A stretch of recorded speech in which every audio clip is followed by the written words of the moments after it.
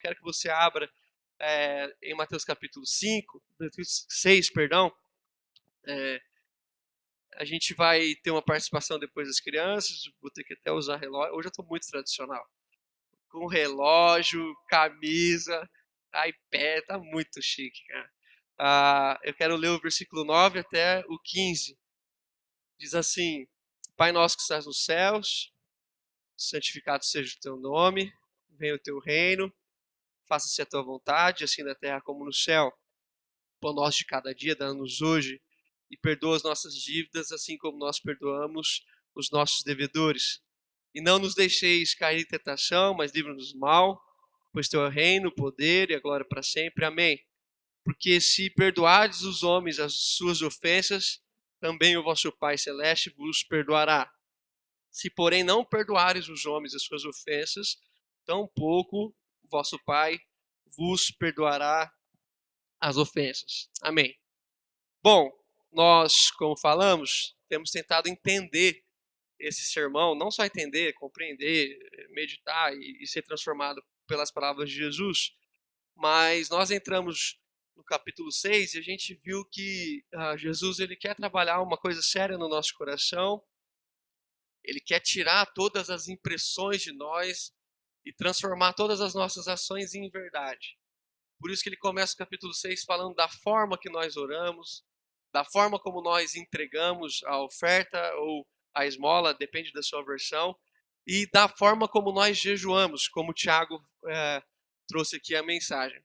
Aí Jesus ele introduz essa questão da oração e ele vai ensinar os seus discípulos a orar, como nós falamos semana passada. Quando um mestre ensina o seu discípulo a orar, ele não está ensinando sobre uma reza, sobre uma prece, sobre algo a se falar a Deus apenas.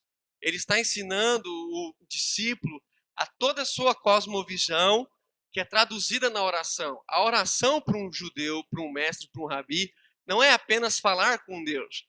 A oração para o rabi traduz toda a sua essência, tudo que ele sabe sobre Deus, tudo que ele sabe sobre a vida, tudo que ele sabe sobre os irmãos. Então, a gente pode usar essa palavra. A cosmovisão de um rabi está traduzida na oração. E quando os rabinos ensinam os seus discípulos a orar, eles estão ensinando muito mais do que uma prece.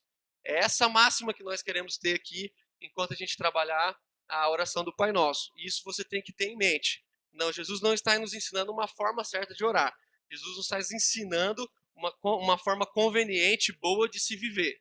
Então é por isso que a primeira coisa que Jesus vai ensinar, o Rafa traduziu aqui na oração, a respeito da forma que nós falamos com Deus. E aí Jesus vai falar, quando vocês forem orar, vocês orem assim, dessa forma, né, nessa consciência. E ele diz, Pai nosso que estás nos céus.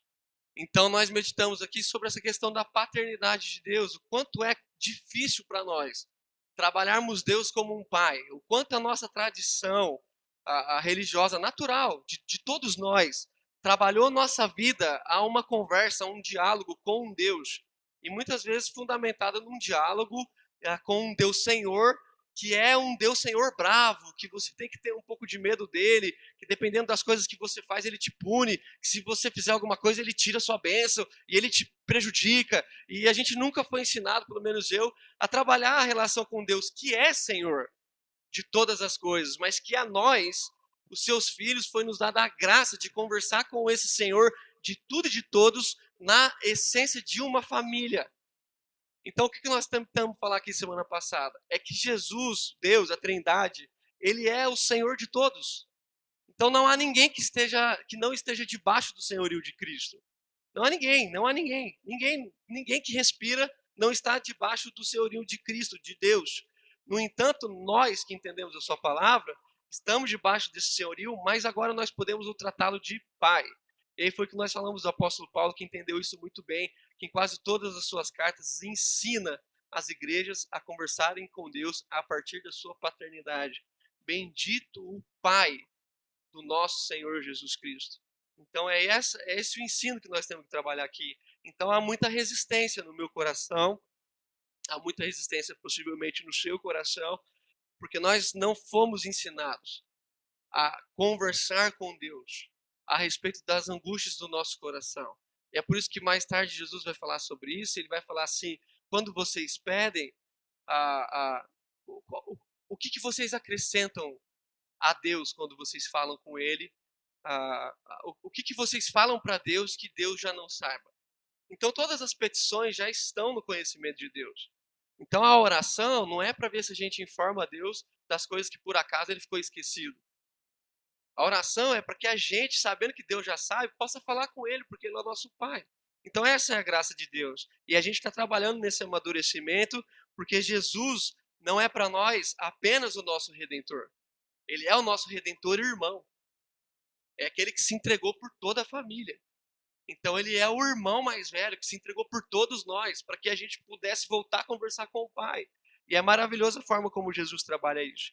Então, nós demos o exemplo da parábola do filho pródigo, né? E vimos ali, no Lucas capítulo 15, a dificuldade que aquele irmão mais velho tinha de entender essa essência familiar. A sua conversa, a forma como ele lida com a vida, demonstra um espírito de servo que não conversa com o pai. Quando ele vai conversar com o pai, ele diz assim para o pai: pai, há tantos anos eu te sirvo. Ou seja, uma conversa de servo e senhor, né? E você nunca me deu nada, ou seja, tudo que eu fiz para você nunca me rendeu nada. E aí ele vai falar do irmão, ele fala assim: mas vem porém esse teu filho, ou seja, ele não consegue reconhecer aquele homem como irmão porque ele tem práticas diferentes. Ele diz assim: vindo porém esse teu filho, você deu a ele um novilho cevado, e para mim você nunca deu um cabrito, um carneiro. Então, que diferença é essa que você está fazendo? Mas a grande diferença do texto não é o que o pai faz, porque o pai vai ter com os dois, o pai tenta reconciliar os dois. O coração do pai é da disposição dos dois, é os filhos que têm dificuldade. E esse irmão mais velho traduz bem a igreja, traduz bem a nossa vida, traduz bem a nossa religião. Porque nós, quando não identificamos o Deus como pai, a gente fica qualificando as pessoas para ver quem é que tem o direito de ser nossos irmãos. Então aí a gente fica vendo, se ele tem a prática certa, ele é o irmão. Se ele não tem a prática, ele deixa de ser. Então, o que Jesus está falando é muito sério, porque na medida em que nós trabalhamos o Deus como sendo nosso pai, nós começamos a tratar o outro como irmão, mesmo que ele não seja. Mesmo que ele não seja. Porque a chance de um não irmão ser o irmão é se ele for tratado como um tal. Porque talvez o tratando como um tal, ele vire um. Mas se eu nunca o tratar assim, ele nunca vai ter chance. Então é o que Jesus está dizendo para nós. Ele diz: Pai nosso que estás nos céus. E sobre essa essência, essa plataforma da paternidade, Jesus trabalha uma outra consciência, que ele vai dizer: Pai nosso. E essa semana eu meditei muito, escrevi, gravei. Foi interessante, porque eu acho que talvez a nossa oração fosse melhor traduzida se fosse escrita por nós, ou se Jesus pedisse para alguém escrever, Pedro, João, Tomé, Tiago, Levi, alguém, talvez eles escreveriam a oração do Pai Vosso, né? De outro Pai. Mas o Pai Nosso é complicado, porque para nós que temos a, a religião, uma crosta criada em nós temos muita dificuldade de ver o Pai como um Pai nosso. E aqui é muito interessante, uma coisa que Jesus está trabalhando, é que nesse movimento do capítulo 6, onde as pessoas trabalham a aparência, veja como as coisas estão ligadas. Onde as pessoas trabalham muito a aparência, Jesus ele vai dar uma ideia. Porque num lugar onde você trata muito as aparências, lógico que quando você trabalha a sua aparência, o centro daquilo tudo é você. Você está demonstrando uma grande preocupação com você mesmo. E quando você se preocupa por demais com você, obviamente que você se despreocupa com os outros.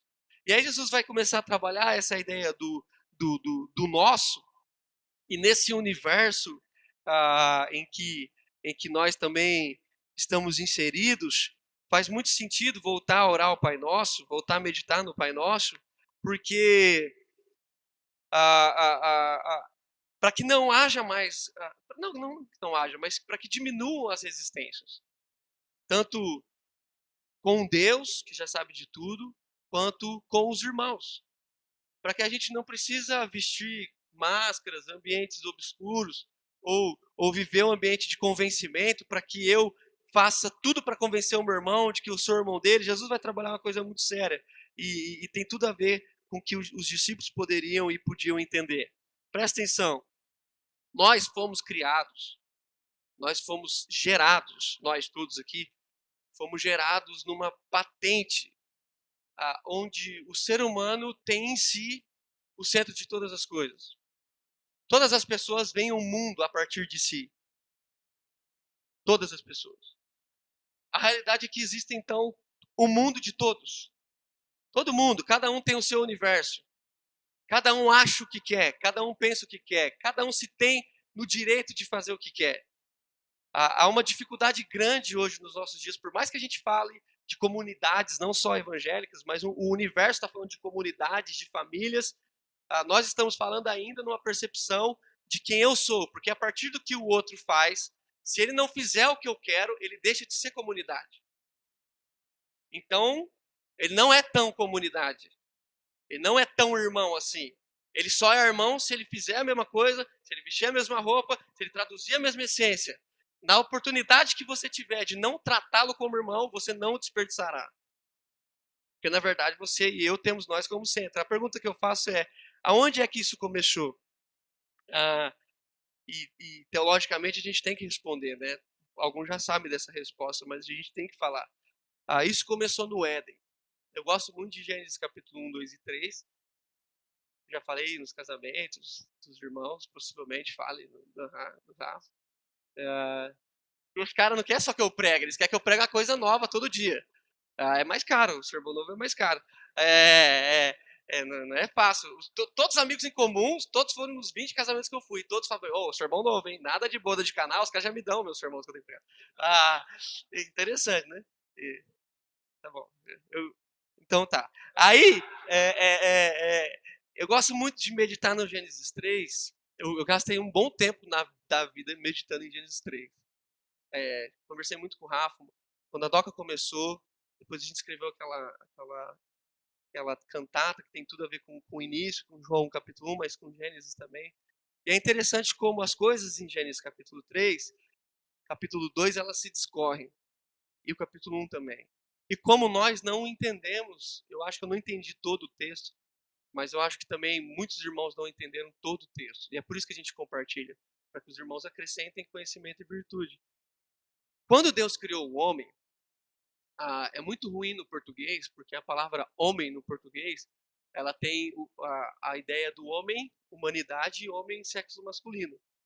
No grego não é, no hebraico, perdão, não tem essa crise. No hebraico, quando Deus fala algumas vezes em Gênesis, ele está falando a humanidade. E algumas vezes Deus está falando do homem macho. É diferente. Agora, quando a gente fala, esse é o problema do homem, nem sempre eu estou me referindo ao sexo masculino. E aqui a gente tem que resolver esse conflito. Porque a palavra diz que Deus criou o homem à sua imagem e semelhança. E muita gente tem achado que Deus criou o homem sexo masculino à sua imagem e semelhança. Não faz sentido. A palavra ali é Deus criou a humanidade em sua imagem conforme a sua semelhança. Tanto que, vírgula, ele fala assim, macho e fêmea o criou. Então, presta atenção, isso é sério. O que carrega a semelhança conforme a imagem de Deus? O homem e a mulher. O homem e mulher, o casal. Presta atenção. O homem, Rafa, e a mulher, Flávia, não carregam a imagem e semelhança de Deus. Só carrega a imagem e semelhança de Deus a relação. Presta atenção. Como Deus criou um ser à sua imagem e à sua semelhança, ele só poderia ter criado um ser plural. Não faz sentido Deus criar dois indivíduos, porque Deus não é três indivíduos. Deus não é três pessoas assim que estavam sem fazer nada, cruzaram na esquina e tiveram uma ideia. Não. E aqui que cai a nossa dificuldade. Porque quando o Adão e a Eva, as duas pessoas que traduziam uma relação, a humanidade, e tem gente que acha que é muita gente, tem gente que acha que é só dois, mas a humanidade, né, traduzida na minha concepção dessas duas pessoas, você percebe que eles eram um. Em Gênesis capítulo 2, a palavra diz que Deus chamou Adão, humanidade. E o texto diz que foram conversar com ele Adão e Eva, os dois seres. Então você vê que Adão e Eva talvez não sabiam que eles eram dois indivíduos.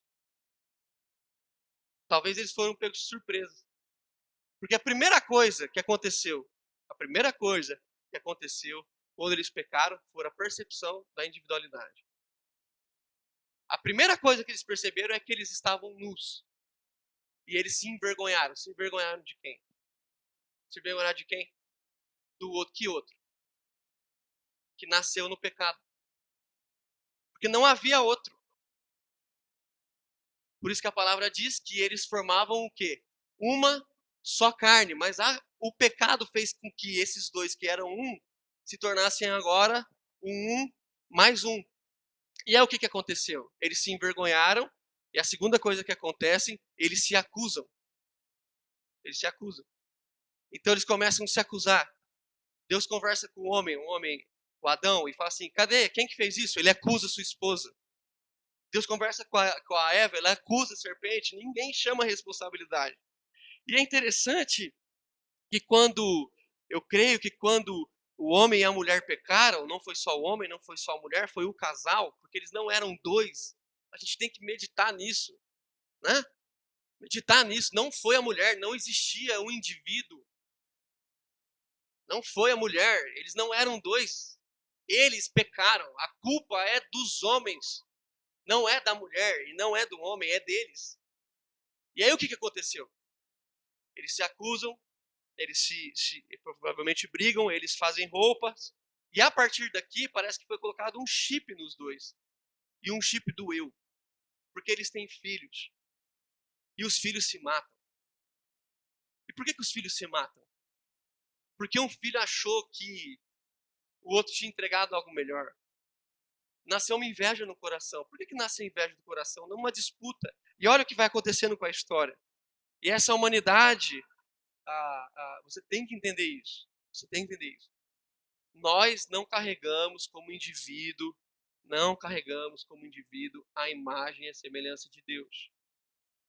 Se você olhar para mim, você não vê Deus.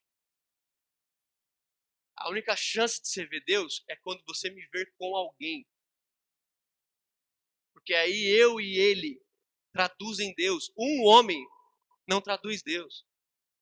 Uma mulher não traduz Deus. Deus só pode ser traduzido numa relação. E é por isso que Jesus vai trabalhar essa coisa tão séria que ele vai chamar de nós. E aí ele vai trabalhar um novo conceito que, para mim, está castigado na humanidade. Essa coisa que nós temos com a gente mesmo. Esse vislumbre que nós temos com a gente mesmo ao ponto de não podemos ver um reflexo que a gente fica maravilhado com a gente mesmo. A gente vive esse complexo. A gente vive pensando que os outros estão pensando da gente. E às vezes a gente deixa de viver. Porque a gente fica preocupado. Porque a gente não está interessado em ser. A gente está interessado em o que os outros vão pensar que nós somos. E a essência que Jesus está trabalhando é muito séria. Porque nos últimos 30 anos, eu acho que a humanidade conseguiu condensar todo esse sentimento do eu e mudar toda a nossa forma de ser. Nós temos a cabeça, como as coisas são muito rápidas hoje, a gente nem sabe como era a vida sem o WhatsApp, não é verdade? Você fica pensando assim, eles viviam sem isso.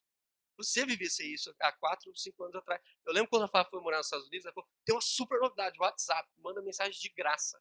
Era por isso que a gente instalou, né? Porque a gente podia falar de graça. Aí depois tinha o Voicer, não lembro, tinha uns negócios assim, que era falar de graça. Era um momento de falar de graça. Mas aí a gente foi trabalhando, presta atenção. Quando o ser humano inventou o rádio, não sei se você sabia disso, o rádio era uma comunicação social para a família. Não sei se alguns irmãos aqui viveram isso, falando sério. Geralmente, o que se fazia com o rádio? O pai tinha no rádio na sala. E o pai ligava o rádio, os filhos ficavam em volta do rádio, escutando as notícias. Escutando as notícias. Era um equipamento social, que era feito para o uso social. Quando inventaram a televisão, O rádio não acabou, eu acho que nem vai acabar.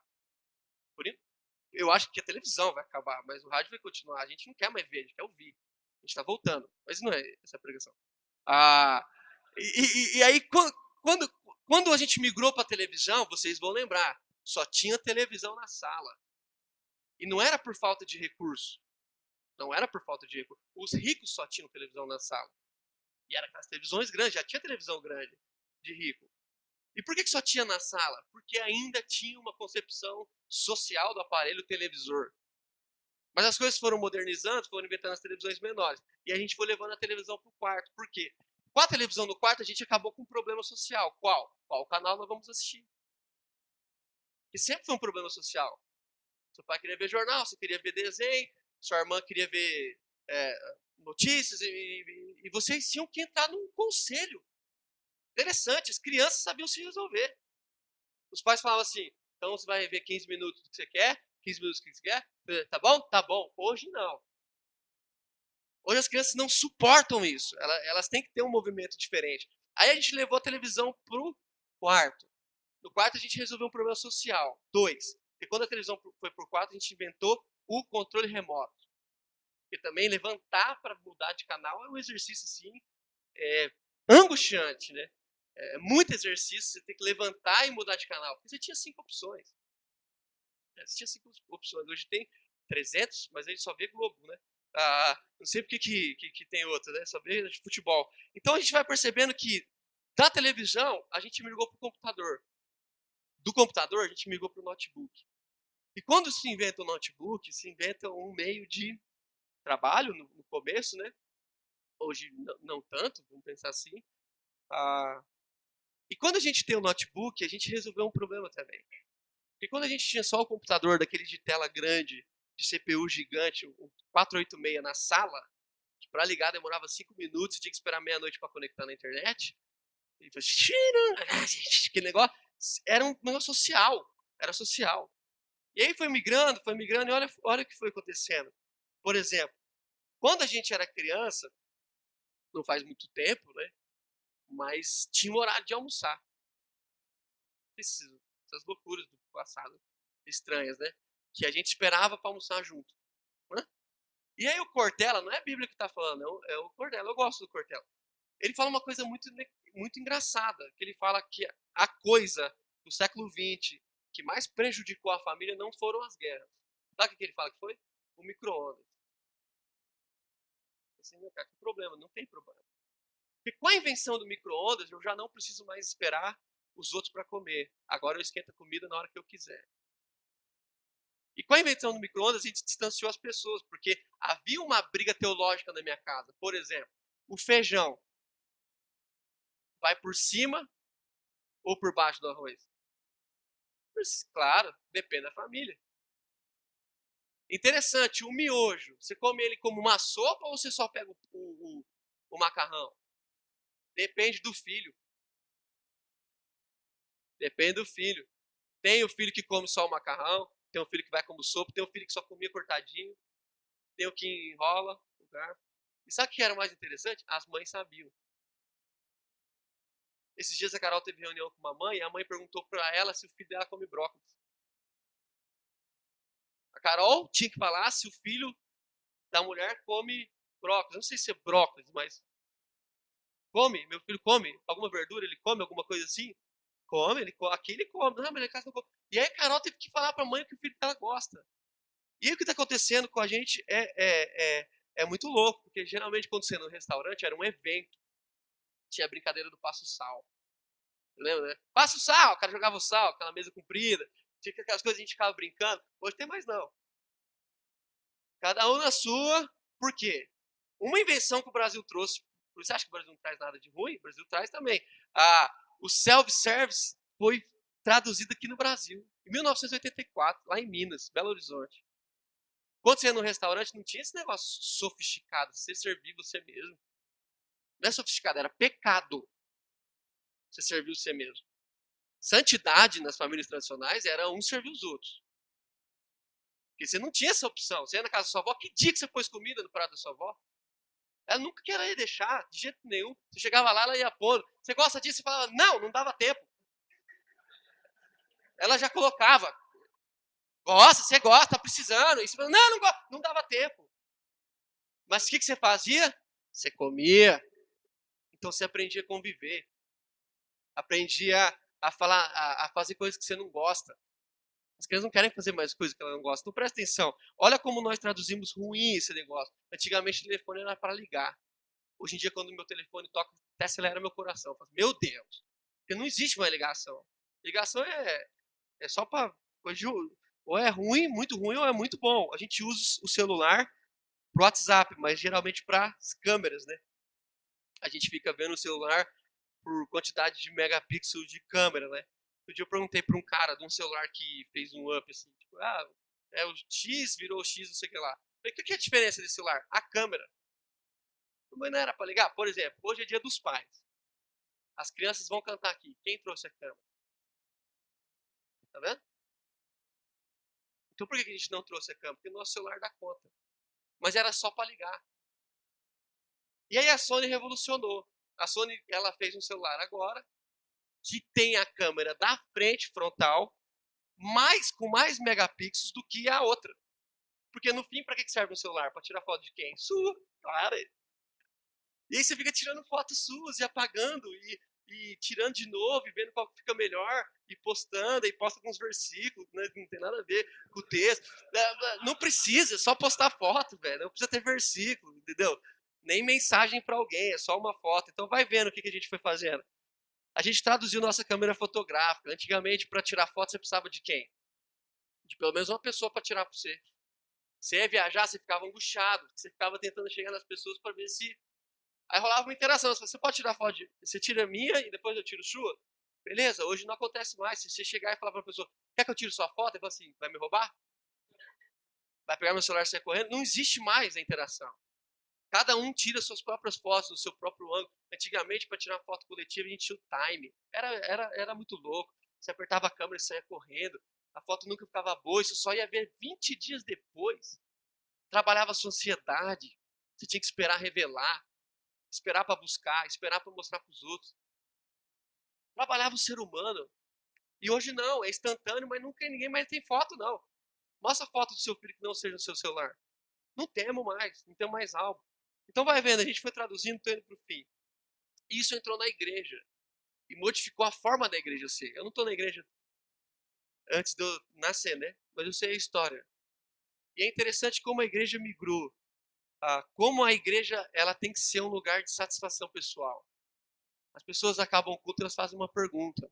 Qual a pergunta? O que você achou do culto? Eu gostei. Por quê? Porque me fez isso, fez aquilo lá. Então você vê, a gente foi migrando para dentro da gente mesmo. É interessante como as músicas mudaram, como a teologia mudou. Quando a gente era pequeno, eu era da comunidade, na ciência da comunidade, aquele negócio era muito louco. Eu não lembro de tudo, mas lembro das canções e dos acampamentos e que eu podia comer a ceia. Eu só lembro dessas coisas. Porque na presbiteriana não podia, eu ia na comunidade e eles davam um pão grande, podia repetir, era um negócio diabólico, assim. Você pegava mais pão, era incrível. E aí, você vai vendo que eles cantavam músicas assim, tipo, estamos todos congregados aqui, certamente. Né? Era muito legal, tipo, bom estarmos aqui. Tinha várias canções. Hoje, até as canções mais legais são traduzidas na essência do eu. Como, por exemplo, eu olho para a cruz. Então, até as mais legais trabalham a essência de um indivíduo, mas que não é mais um povo. E aonde que isso foi desaguando ao longo dos anos, ao longo do tempo? Foi desaguando das nossas formas de viver. Foi desaguando na nossa forma de ver Deus. Foi desaguando na forma que você acha que Deus te vê. E foi desaguando em duas coisas mais delicadas, que são os sacramentos. Quero fazer essa leitura aqui, conforme esse texto nos propõe, de senso de comunidade. E aí você vai perceber. Nós entramos ao longo da história em duas grandes discussões. Nós só temos dois sacramentos, né? A Igreja Católica tem mais, mas a Reformada tem só dois. A Evangélica tem só dois.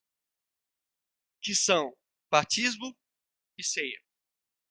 Óbvios. E esses dois métodos de ensino entraram em uma grande discussão, os dois, na mesma essência. Qual é a essência que fundamenta os dois? Uma decisão pessoal e não coletiva. Uma decisão pessoal. Presta atenção. Você pode ter decisões, e nós temos que ter, desde que elas traduzem em coletivo. Por que a igreja brasileira tem tanta dificuldade com o batismo infantil, seja você aceitando ou não? Porque no fundo você fala, mas a criança não creu. Aí você pergunta assim, tá bom, a criança não creu, mas aí a gente tem que esperar ela crer? Sim. Então é só ela que decide? Sim. Então ela não é da família. Porque essa semana teve dia dos pais lá na escola. E aí tinha que ir de time de futebol. Gente, eu que gostava de futebol, não tenho mais nenhuma roupa de futebol. Fica a dica aí. Ah, não tem mais nada. Nada. E nem meus filhos têm. A Sara não... valeu, viu, Arthur? Deus pega, viu, filho? Aqui a audição é nervosa. Eu não falei para jogar futebol, é para pôr só. É bom que os irmãos fitness falam da gente, né? Então tá bom. Então, vai vendo.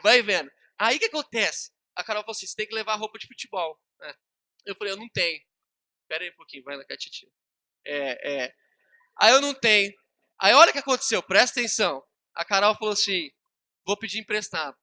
Aí chegou lá a roupinha pro Matias pôr do Santos. Tem dois, né? Só dois. São os do Corinthians, né? Do Santos. Aí a gente entrou num debate. A Carol falou assim pra mim, mas o Matias não é santista. Eu falei, como é que você sabe? Ué, já perguntou pra ele? E se ele for? Porque nós temos mais fé para batizar nossos filhos nos times que eles vão torcer, porque no Deus que eles têm que viver.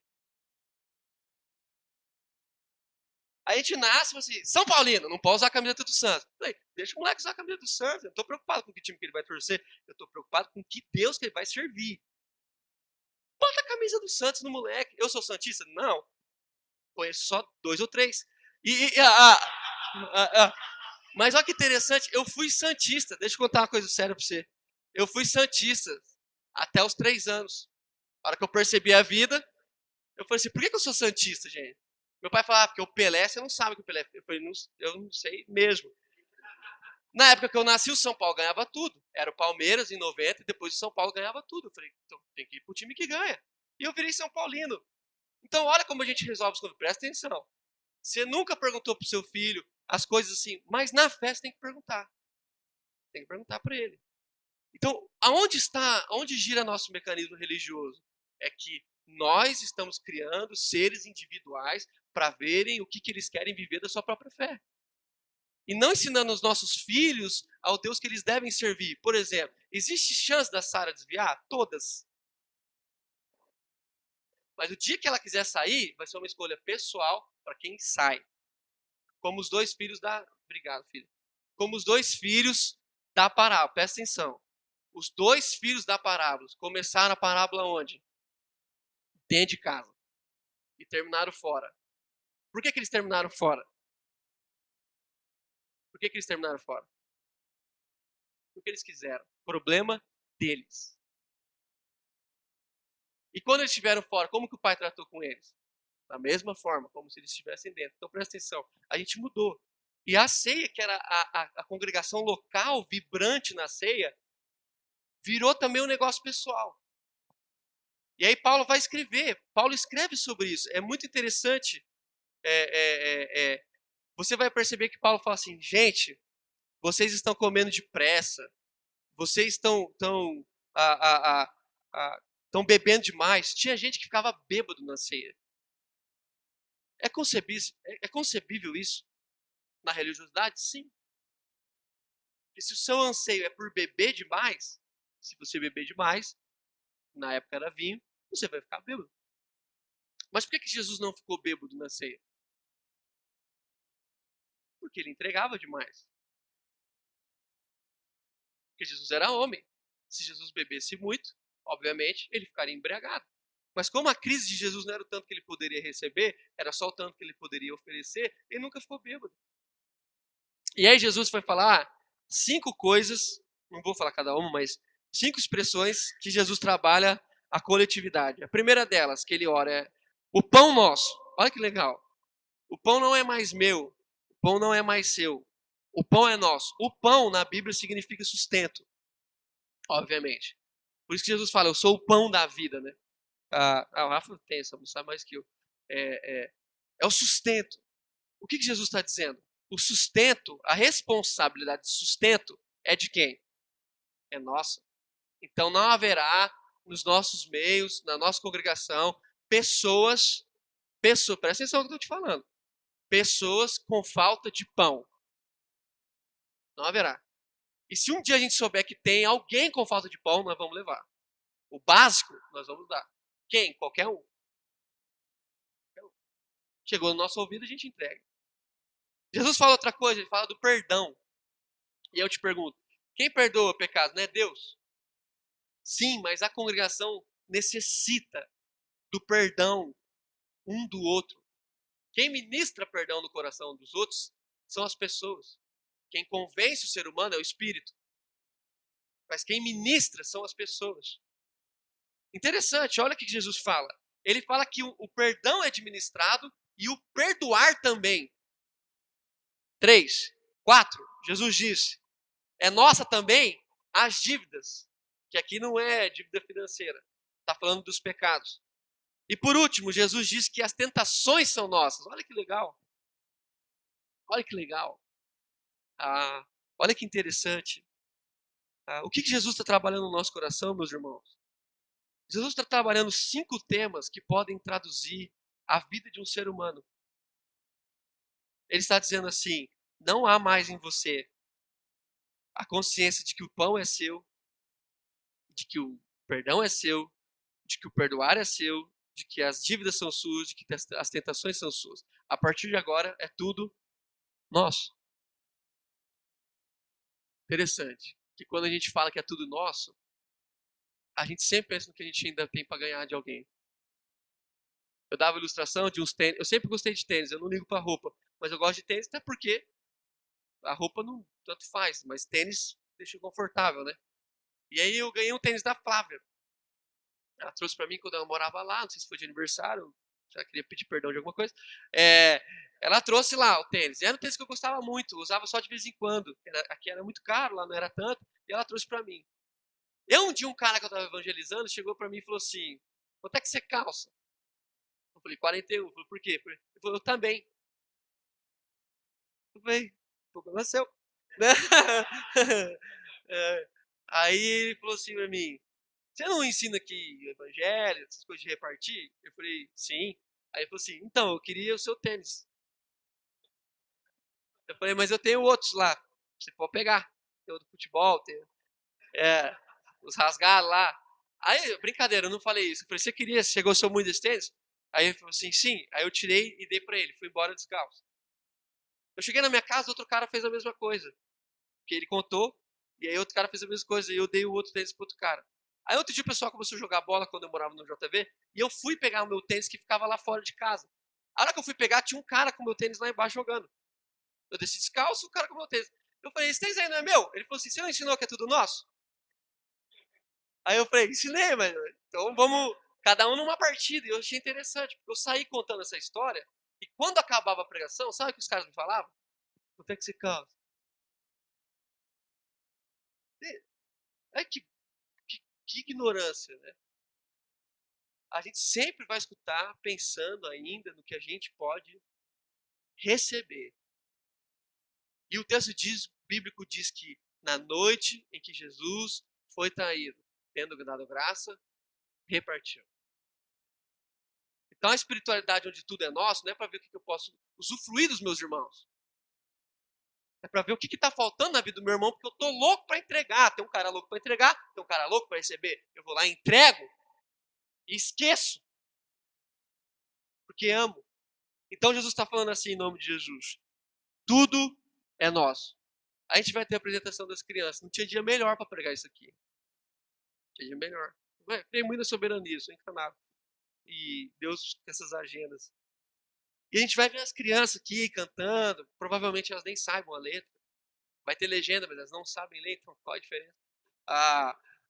Mas elas vão estar aqui. Para lá, para cá. Algumas delas não vão querer. Eu já até imagino. A pessoa não vai querer. E as coisas vão acontecer e tudo vai virando uma festa e depois a gente vai cear juntos.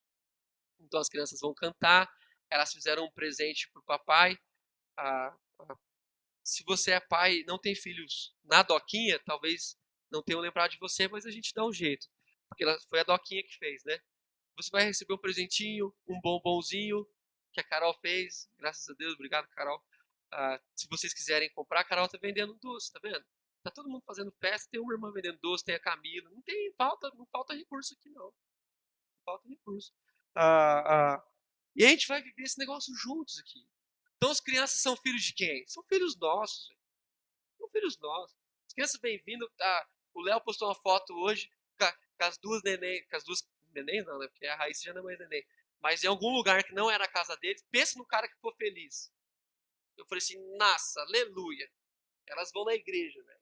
Aí ele falou, acordou com fé. Fiquei mó triste. Tava louco pra ver ela aqui com a gente, Dia dos Pais, maravilha. Então ela é filha de quem? Não é nossa. Se o Léo vacilar, a gente pega ela dele. Nós não vamos deixar pai vacilar aqui. Porque os filhos são filhos nossos. Então nossas crianças não vão ter fome. Não vai ter criança aqui fora de escola. Não vai ter criança aqui que não vai querer estudar e não vai conseguir. Não vai ter criança aqui sem material escolar, sem mochila, sem lancheira, sem pão, sem presunto. Não vai ter. Por quê? Porque eles são responsabilidade nossa. Agora eles vão cantar, vai ser divertido, a gente chora, agradece a Deus, porque isso aqui é uma família constituída por irmãos que vivem o outro como prioridade. E que choram mesmo quando os irmãos estão mal. Que a doença não é da Glorinha. Não foi a Bibi que ficou cega. Foi a Bibi que ficou cega? Não foi a Bibi, foi todo mundo. Quantos de nós saímos por aí? Eu lá em casa andava assim, ué. Então foi todo mundo, isso aqui é nosso. Não foi a criança que nasceu, não é já que vai ter o neném, somos nós. Isso tem que amadurecer. Jesus está falando isso para a nossa comunidade faz tempo. E ainda existe irmão que chega na gente e fala assim, ai Daniel, tô com um problema, eu não queria compartilhar porque é problema meu. Eu falo assim, desde que dia que você tem direito de sofrer sozinho? Quem é que falou isso para você? Quem é que ficou doente? Foi o senhor Arthur ou foi todos nós? Foi todos nós? Aliás, tem um negocinho para ele, que a gente lembrou. Porque são nossos pais, nossos irmãos, nossa vida. Hoje é o dia dos pais. Em nome de Jesus. Enquanto as crianças chegam, elas vão cantar, vão entregar o negócio.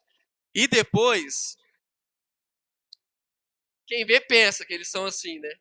Organizadinhos. Eu já até ganhei um. Vem, Nininha. Catarina, Raíssa. Nossa, a Eloá tá chique, mano. Nossa, o que aconteceu? Olha aqui. Então, uns dias ela tinha 6 anos. Tá com 18 já. Matias, Luca, Bia. Amém. Então não vou interromper mais. Depois que as crianças cantarem, presta atenção. As famílias vão se reunir e os pais vão cear com os filhos e vão ensinar por que nós ceamos juntos e por que as crianças tomam ceia na nossa casa. Tá bom? E aí depois a gente está encerrado. Então, vocês escutem, ganhem os presentes. Não sei se a Carol vai falar. E ceiem com seus filhos. Mas presta atenção. Eu sei que vocês vão almoçar. Vocês vão comer com mais fartura. Ensinem os seus filhos. Não é a igreja, não é o pastor. É vocês. Então você pega lá o suco, você pega o vinho. O vinho, a cabeça é dose. Você pega o pão e fala assim, ó filho, isso aqui representa o corpo de Cristo, que é a sua família. Isso aqui é o suco, representa o sangue. Você ensina em nome de Jesus. Amém.